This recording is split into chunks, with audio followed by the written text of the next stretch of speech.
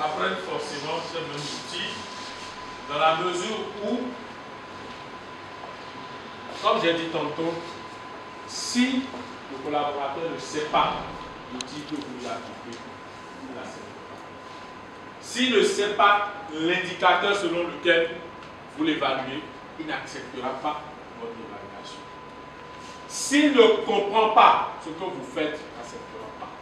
Mais n'oubliez pas, on a dit que le manager doit être un animateur. Si vous avez appris quelque chose, que vous avez estimé que c'est un outil que vous pouvez utiliser, vous en êtes convaincu, vous devez pouvoir lui transmettre ça. La transmission du savoir, c'est également ça. Le maître d'école, c'est lui qui a été à l'école et qui a appris, qui a été à l'école normale, qui a fait la pédagogie. Après, il transmet. Maintenant, il y a les séminaires, par exemple, de team building. Quand on parlait tout à l'heure, parmi les thèmes, on a abordé les secrets de la victoire de l'équipe. D'accord? Les secrets de l'équipe gagnante. Ça constitue un module entier qu'on fait à l'endroit des équipes de travail, des services. Et là, tous les membres viennent, y compris le chef d'équipe, y compris le manager. Et ça, c'est un autre dimensionnement que l'on donne à ça.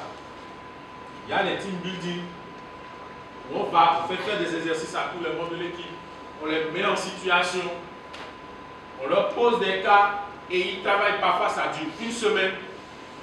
Et il y a des cas même qu'on pose en début de semaine et avant la fin de la semaine, ils doivent trouver la solution.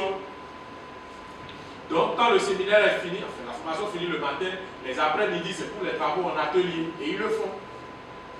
C'est pour dire qu'il y a autant de modules que de besoins. C'est le manager qui sait ce dont son personnel a besoin. J'ai dit tantôt, il y a par exemple des mentions, il y a des appréciations qui donnent lieu à une décision de gestion de la part du manager.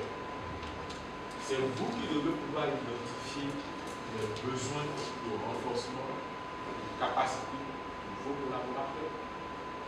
Il dit, j'estime que vous devez participer à telle formation. Ah, monsieur le directeur, membre de mon équipe, je voudrais les inscrire à tel séminaire parce que. Ça suppose que vous avez des outils d'évaluation de votre équipe qui sont performants. Vous avez un bon tableau de bord parce que le principe du tableau de bord, j'ai dit, il pose le problème, mais il faut prendre une décision. Et la décision s'appuie sur une suggestion, c'est-à-dire j'ai constaté le problème. D'accord? Ok, voilà la solution. Mais quand il y a solution, il y a condition de mise en œuvre de la solution. Souvenez-vous, quand on voulait faire les mémoires, la méthodologie de recherche, quand on fait l'état des lieux et qu'on pose des problèmes, qu'on met les recoupes par centre d'intérêt, bon, je donne le standard, hein, parce que quelle que soit l'école, il y a un standard selon lequel chaque école, modèle maintenant, sont référentiels, mais il y a un standard. Quand on fait l'état des lieux,